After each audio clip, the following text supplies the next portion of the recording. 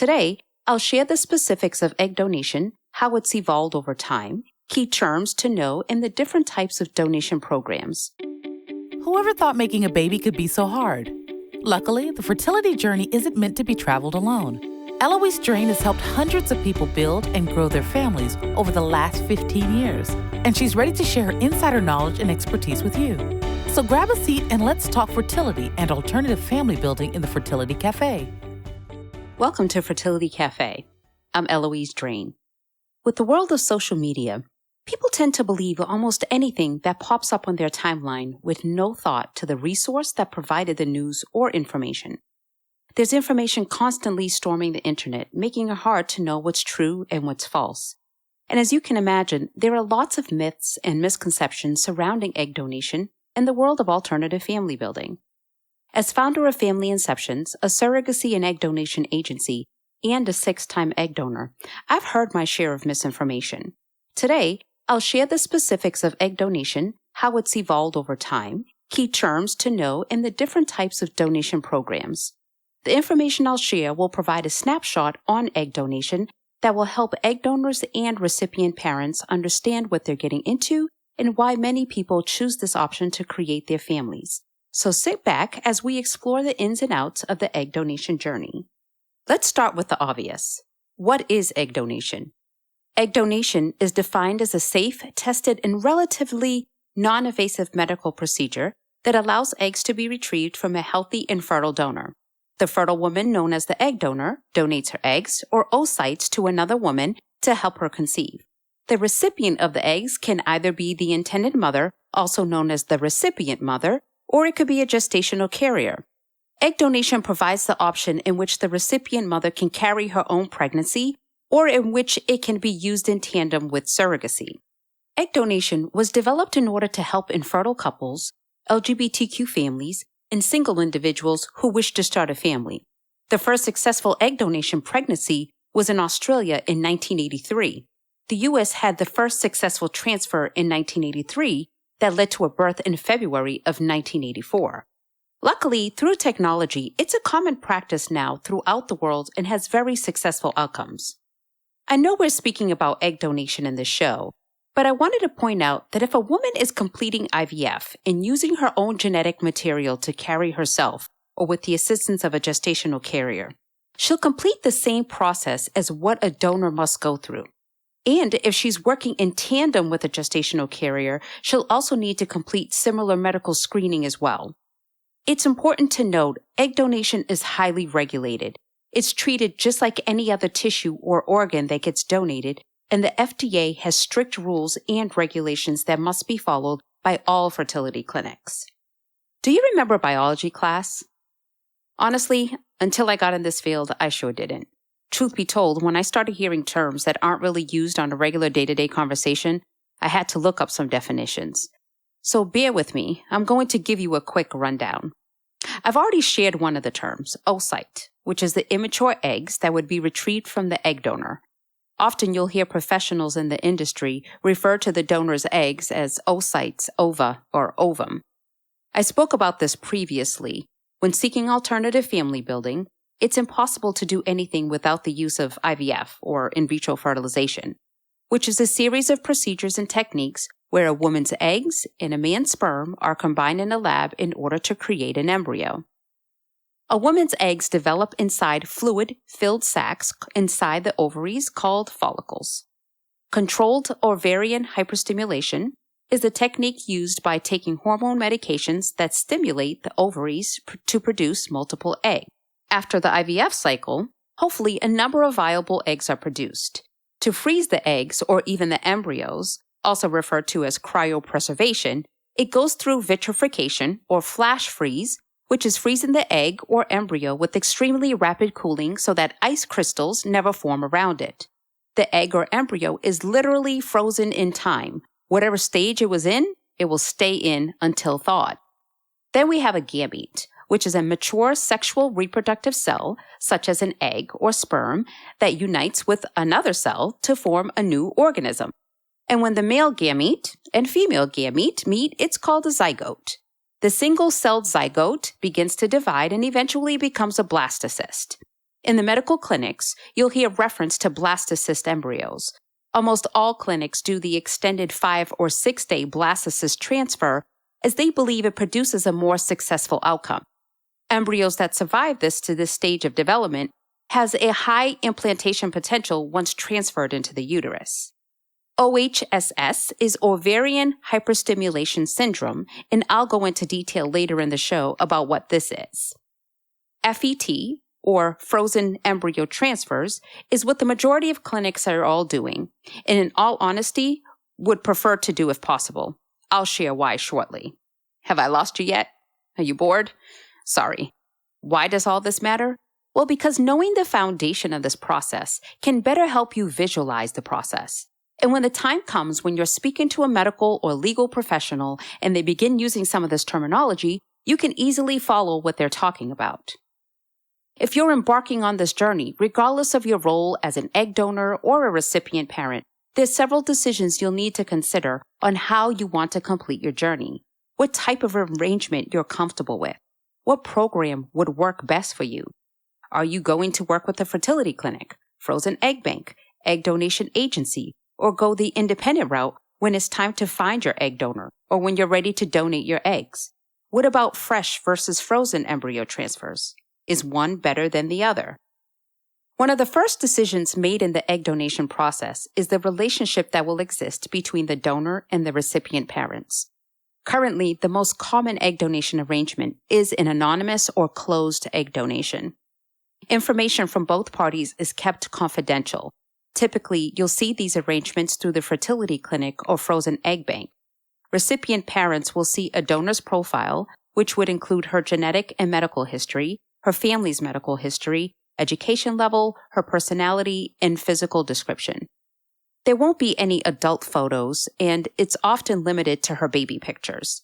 Her full name will never be disclosed. So, to determine which donor would be a good fit, recipient parents choose donors with similar features like hair color, eye color, and blood type, to name a few. A frozen embryo transfer is always anonymous, and the egg donor has no say to whom would get her eggs, nor will she know who received it or if a pregnancy or child resulted from the donation. Given new technology with programs such as 23andMe and Ancestry.com, anonymity is quickly becoming a thing of the past. And because of this, donors and recipient parents alike are opting to do semi-anonymous donations.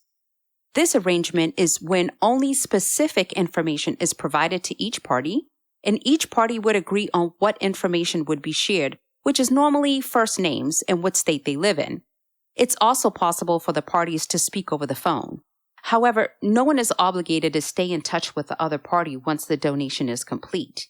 It's more common to find semi-anonymous arrangements when working with egg donation agencies or fertility clinics that have donors willing to complete fresh cycles.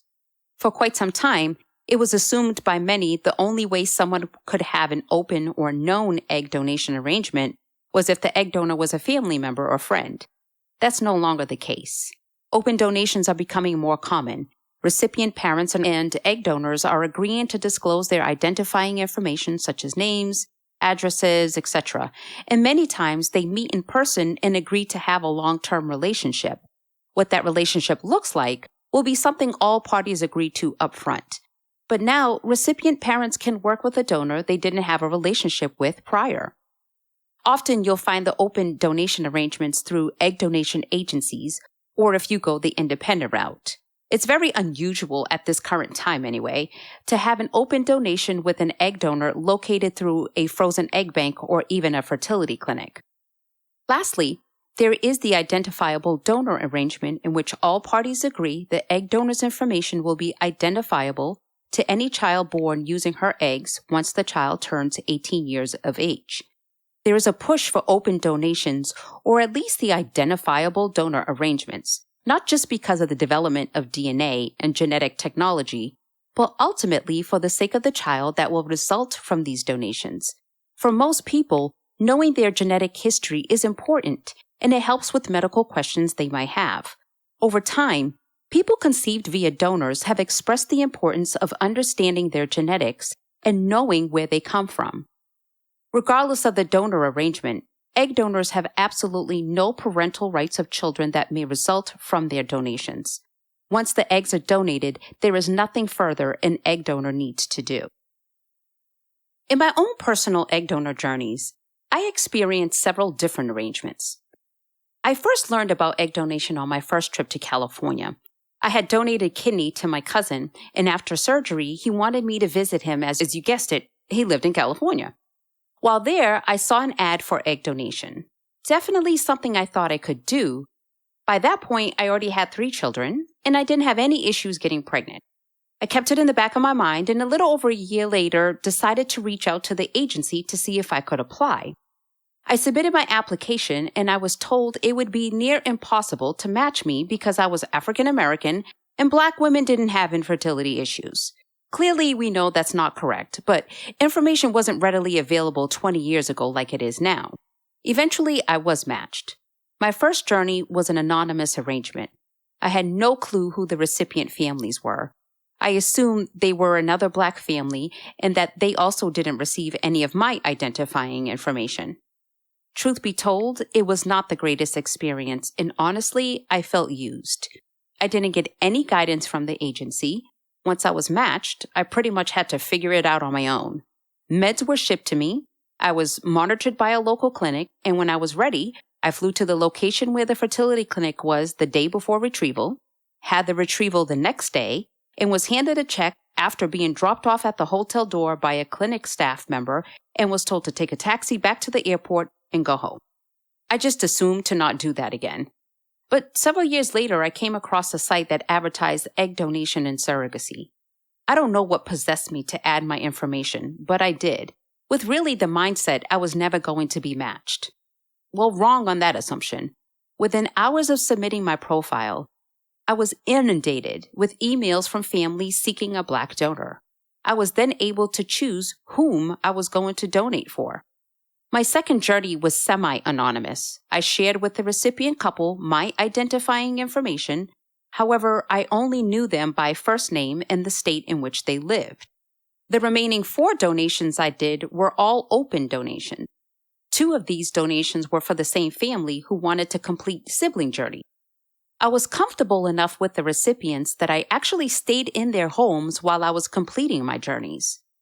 I've had the opportunity to meet the children from my open donations, and I'm friends with their parents to this day. My own children are aware that I was a donor, and they've had the opportunity to meet one of the children that resulted from my donations as well. Becoming an egg donor is a big ask. But what I've learned in my life is that the secret to living is giving. I know, that sounds corny as hell, but it's true. Whether it's your time, your money, or in this case, your eggs, it makes a significant impact for so many, and you can't even imagine how many lives you will touch by your willingness to do this for someone else.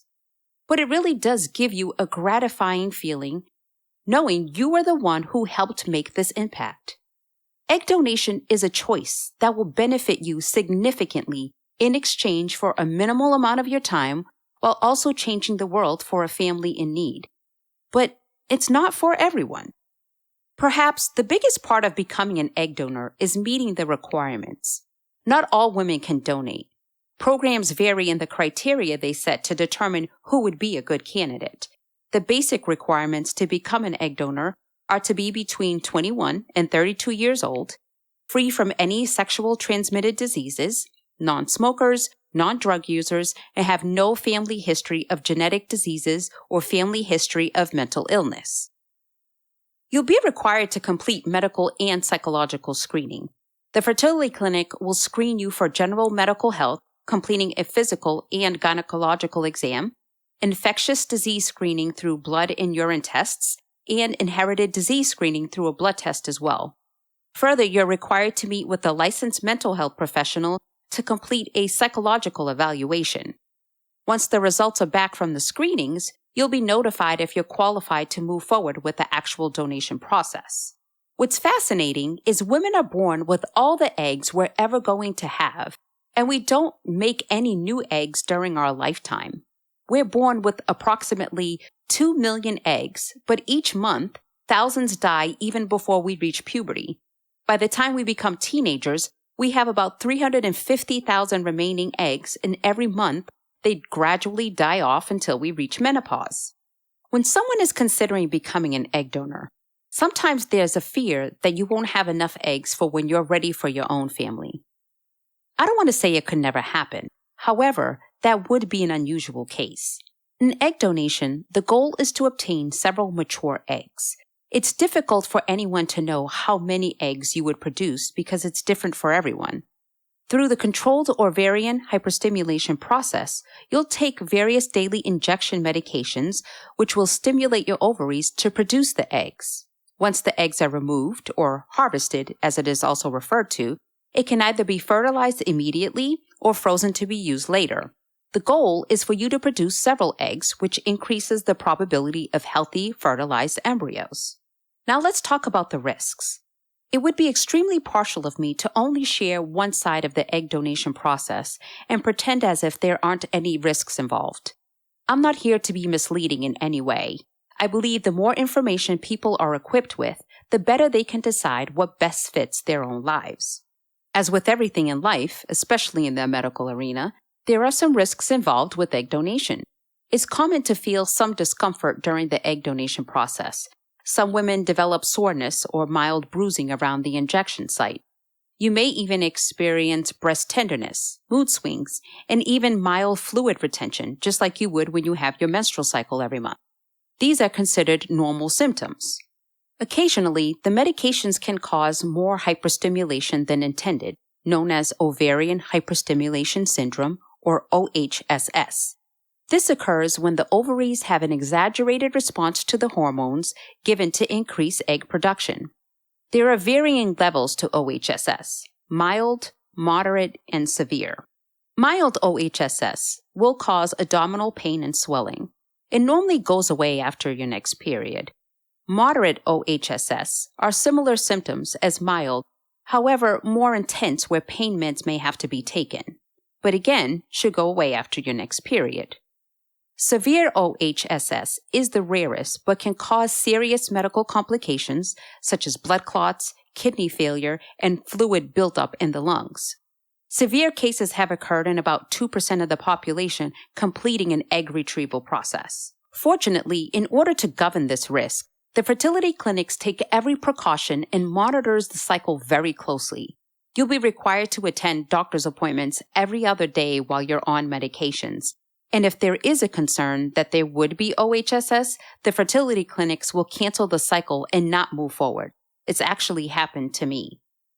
I'll share the step-by-step egg donor process and go much more in depth about what the egg donor journey looks like in a future episode. Just like in surrogacy cases, there are compassionate or altruistic donors as well as compensated donors.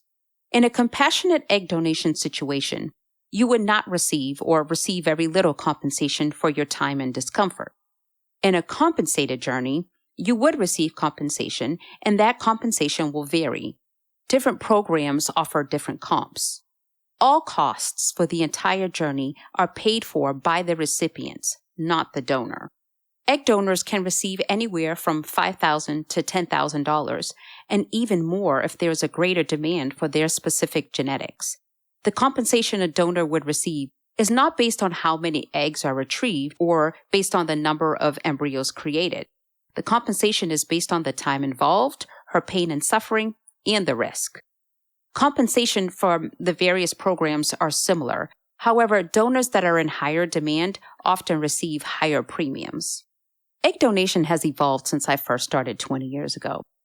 Recipient parents were given the option on whether they wanted to do fresh or frozen cycles, as there were concerns that the success rate would be different depending on which method they used. Fresh versus frozen eggs or even embryos aren't really much of a thing anymore. Thanks to the freezing technology, vitrification or flash freeze, frozen embryo success rates are now as high as that of fresh embryo transfers. More clinics are opting to complete frozen over fresh transfers, and some no longer even offer fresh embryo transfers. It used to be if you wanted a fresh cycle and you were completing egg donation, you had to have patience and flexibility from both the egg donor and the recipients. Fresh cycles were completed real time. The donor didn't begin her cycle until after she was selected, So there was more lead-up time to get her eggs and ultimately to having an embryo transfer. There was a synchronization of menstrual cycles that occurred between the donor and the recipient mother or gestational carrier cycle. The hopes was that the eggs could be retrieved and fertilized just in time to be transferred directly to the uterus without having the need to be frozen. But then technology was vastly improved with vitrification, and screening such as PGS or pre-implantation genetic screening or PGD, pre-implantation genetic diagnosis, was vastly improved. These tests are performed after an embryo is created to check for genetic abnormalities and chromosomal disorders. If tested is desired on the embryo prior to transfer, you wouldn't be able to do a fresh embryo transfer. The embryos need to be frozen to complete these tests. Frozen embryo cycles are more routine because it does offer more benefits. One, of course, it's ready to go as soon as recipient mother or the gestational carrier are ready to go. There's no lag time spent trying to align menstrual cycles. It provides a lot of flexibility in coordinating schedules, travel, and could speed up the time for transfer. Not to mention, frozen embryo transfers are also less expensive than fresh embryo transfers. For many, the concern with completing a frozen transfer is if the embryo would survive the thaw process. I wouldn't be concerned with that too much now. Frozen embryos are still high quality and have a very good success rate. In some clinics, even better than fresh. I know. All this information is all fine and good, but how do you know where to find an egg donor or where you want to donate? This is the start of your decision-making process. Do you work with a fertility clinic in-house donor database, frozen egg bank, egg donation agency, or go the independent route? It's best to inquire with a fertility clinic while you're doing your research as to what options they have. Banks can be standalone facilities and/or part of a fertility clinic. If it's a standalone facility, the bank can ship the eggs to the fertility clinic of choice.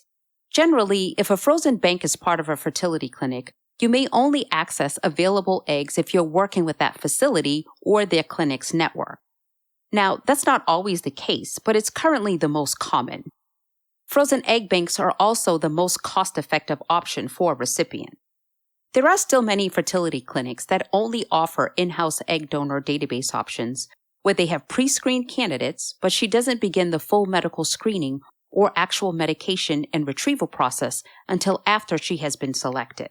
Then there are egg donation agencies, which are often separate from a clinic. If you find an egg donor through an agency, the agency will work directly with the fertility clinic of choice and manage the process with the individual chosen. Independent journeys are when the egg donor and recipient have found themselves directly and agree to work with each other. You still must go through the fertility clinic to complete the medical process, but there are no middlemen connecting you. There are various platforms in which individuals advertise that they are either looking to become or looking for an egg donor. Each program offers different options for your family building needs. As a recipient parent, it's important to consider what your family goals are regarding how many children you would like to have. You must take into consideration these factors, especially if you would like to have more than one child and want your children to be genetically related. You'll want to take into consideration how likely will the eggs produce embryos and how many embryos will be produced. Unfortunately, a transfer doesn't always take on the first attempt. If you only have one embryo, would you start the process all over again? Frozen egg banks are the quickest and the least expensive way to find donor eggs, which are already produced and ready to be fertilized. Banks sell eggs in lots of 6 per batch. Provided there are enough eggs, you may purchase more than one lot from the same donor. You can rest assured that the facility has fully screened the donor, and you'll be able to select the eggs produced by your donor who meets your desired criteria. You'll receive medical and genetic history on her and her family, education level, and information on her physical characteristics and personality. You'll likely only see childhood photos, but sometimes you may see adult photos.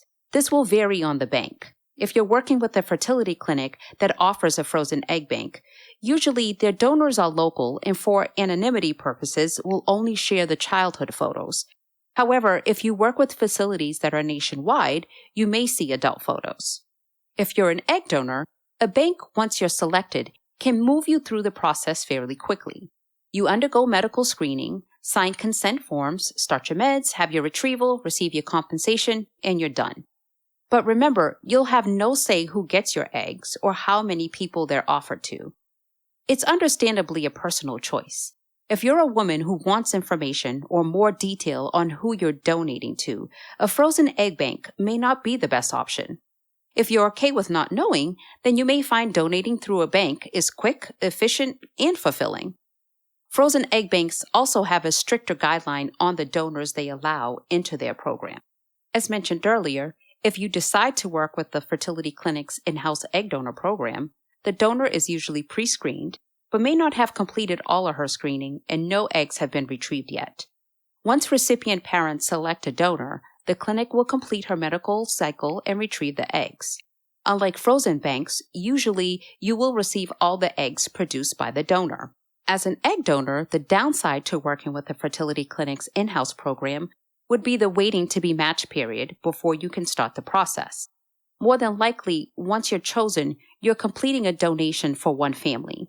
Sometimes the clinic may ask you to complete a shared cycle, which means the eggs produced would be split between two families to help with cost. But that doesn't happen all the time. And through an in-house program through a clinic, it's still an anonymous arrangement. And if having more control of the process is important to you, then perhaps you should consider going through an egg donation agency. Through an agency, you get to decide who you will donate for.